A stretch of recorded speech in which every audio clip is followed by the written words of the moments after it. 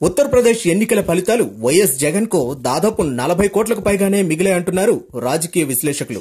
ఇదెలా సాధ్యమంటే యూపీలో బీజేపీ ప్రభంజనం వైసీపీ అధినేతకు బాగా కలిసొచ్చే అంశంగా మారిందని రాజకీయ విశ్లేషకులు అంచనా వేస్తున్నారు. బీజేపీతో పొత్తులేని వైఎస్ జగన్ కు ఇదెలా కలిసొచ్చింది అనేగా మీ డౌట్. యూపీలో బీజేపీ ప్రభంజనంలో కాంగ్రెస్ అడ్రస్ గల్లంతైంది. రాహుల్ గాంధీ నేతృత్వంలోని హస్తం గుర్తు అక్కడ త్వరలో అందరూ మర్చిపోయే పరిస్థితి వచ్చింది. మినీ భారత్ గా పేరుగాంచిన ఉత్తరప్రదేశ్ లో పాగా వేయాలని కాంగ్రెస్ చాలా రోజులుగా ముందుగానే ఎన్నికల వ్యూహం సిద్ధం చేసుకుంది. దీనికోసం ప్రశాంత్ కిషోర్ తో ఒప్పందం కుదుర్చుకుంది. ఫలితం మనం చూశాం కదా. ఈ ప్రశాంత్ కిషోర్ తోనే జగన్ కూడా డీల్ మాట్లాడుకున్నారని ప్రచారం సాగింది. ప్రశాంత్ కిషోర్ కు దాదాపు 40 కోట్లు ముట్టజెబితే 2019 ఎన్నికల వ్యూహం వైసీపీకి అందిస్తాడని రూమర్లొచ్చాయి. ఇదే గనుక నిజమైతే 40 కోట్లు పెట్టి యూపీలో కాంగ్రెస్ లా మారేందుకు జగన్ ఇష్టపడే అవకాశమే లేదు.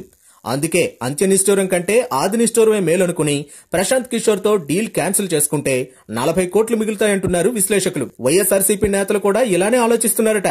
ప్రశాంత్ కిషోర్ ని పక్కన పెట్టాలని చూస్తున్నారని సమాచారం.